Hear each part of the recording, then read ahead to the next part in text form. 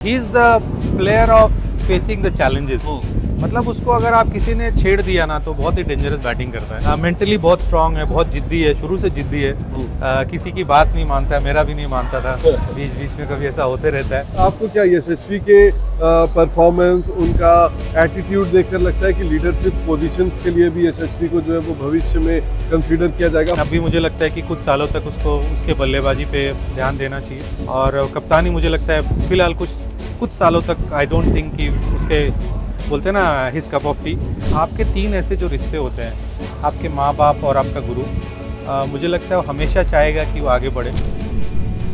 साल 2013 का वो दिसंबर का महीना था जब एक खिलाड़ी को मुंबई के आज़ाद मैदान पर अपना कोच मिला, और ये समय है दिसंबर का, तारीख है 30 दिसंबर 2024, और मेरे साथ खड़े हैं आइकॉनिक मेलबर्न क्रिकेट स्टेडियम में ज्वाला सिंह जी, यशस्वी जायसवाल के कोच।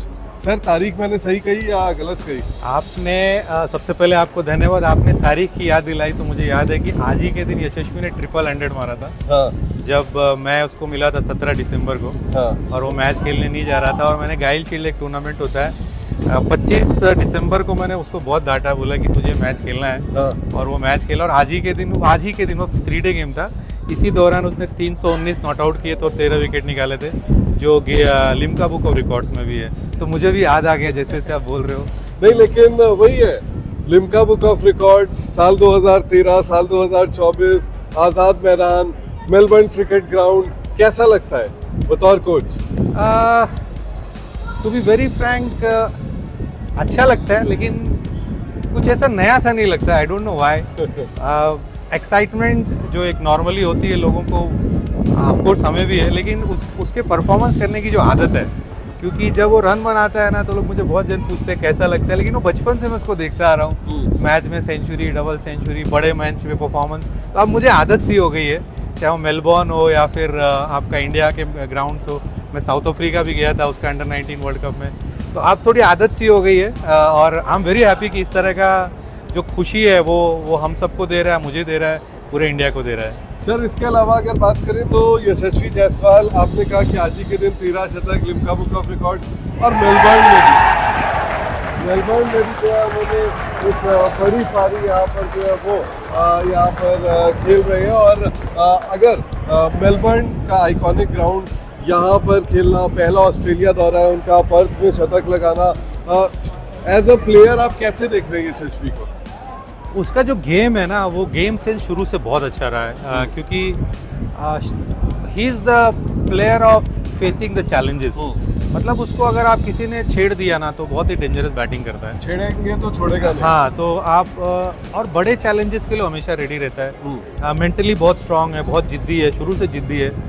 किसी की बात नहीं मानता है, मेरा भी नहीं मानता था, बीच बीच में कभी ऐसा होते रहता है। तो वो एक जो जिद है, और जो उसकी एक बड़े मंच पे एक बड़ा जिगरा वाला जो उसकी आदत है, मुझे लगता है वो सारी चीज़ें गेम में दिखाता है वो। आप देख सकते हैं कि किस तरीके से लोग बोलते थे कि ऑस्ट्रेलिया में परफॉर्मेंस नहीं कर पाएगा, क्योंकि जब वो पहला टेस्ट में 0 पे आउट हो गया तो बहुत सारे लोग बोलने लगे कि नहीं यार, ये तो वहाँ का प्लेयर नहीं है। फिर उसने एक 150 रन किया, 160 प्लस किया, और लास्ट मैच में भी किया, और आज भी कर रहा है। तो मुझे लगता है कि बड़े मैच का बड़ा खिलाड़ी, और I am very very happy कि मैं अपनी ज़िंदगी में एक ऐसा खिलाड़ी दे पाया भारत को जो इस तरह इंडिया के लिए खेल रहा है। बिल्कुल, लेकिन जो स्टोरी, जो जर्नी सर मुंबई से शुरू हुई थी, वो जिस तरीके से अभी आगे बढ़ी है, आई एम श्योर कि ये मंजिल नहीं है, मंजिल इसके बहुत आगे है, लेकिन कहीं मिडवे में या मिडवे से पहले अभी हम खड़े हैं। तो अभी तक की यशस्वी की जर्नी को आप कैसे एनालाइज करते हैं? आपके हिसाब से किस तरीके से उन्होंने अपने, क्योंकि संघर्ष की कहानी यशस्वी की हम सबको पता है,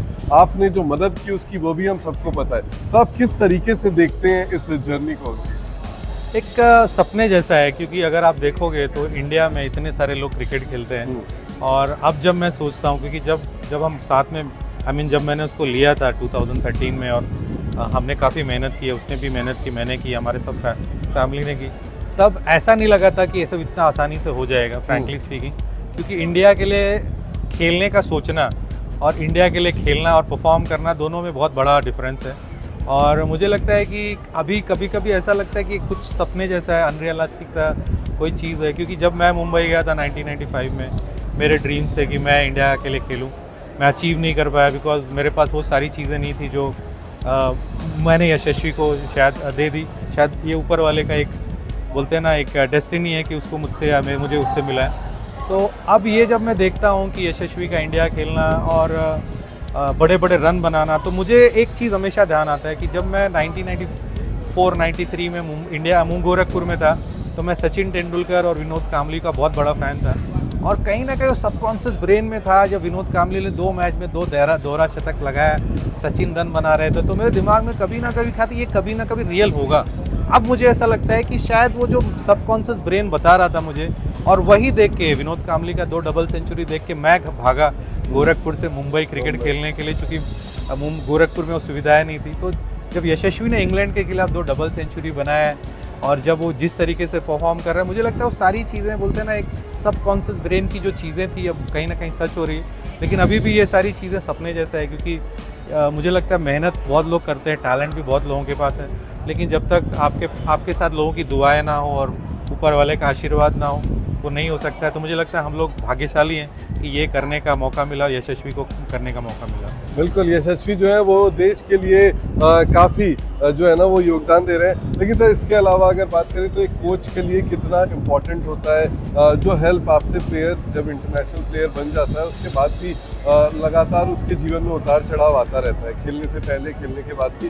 तो कोच का रोल उस समय भी कितना इम्पोर्टेंट होता है? आपके केस में यशस्वी जब भी आपसे मदद मांगते हैं, किस तरीके से ये चीज़ें होती हैं? इमोशनल ब्रेकडाउन्स भी होते हैं आई एम श्योर, जब परफॉर्मेंस नहीं आती, जब ऊपर जाते हैं। आपने ये बताया कि कई बार वो किसी की बात भी नहीं मानते, तो किस तरीके से ये आपके लिए होता है?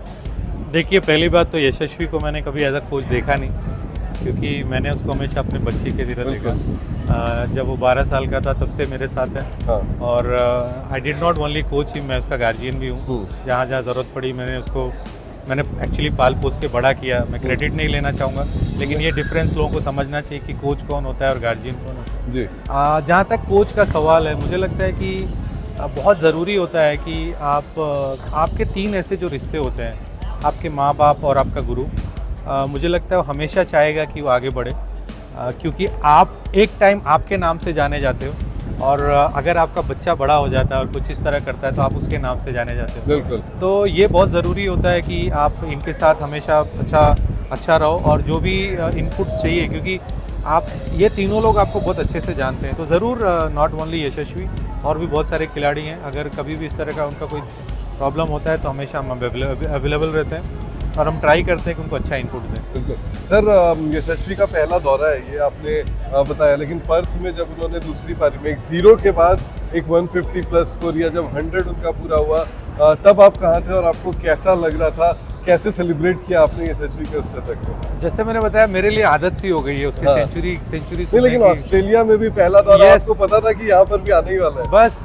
जैसे ही वो 100 बनाता है, बहुत सारे लोग मेरे पास आ जाते हैं और मैं फिर बिजी हो जाता हूँ इसी तरीके से लोगों से बात करने में, अपने इनपुट देने में। तो मैं उस दिन एक कोई मैं मैच में था और मुझे पता चला, क्योंकि मैं घर से निकला तभी वो नहीं किया था, और फिर क्योंकि मैं बहुत बिजी रहता हूँ, बिल्कुल, बहुत सारे बार मैं टीवी नहीं देख पाता हूँ।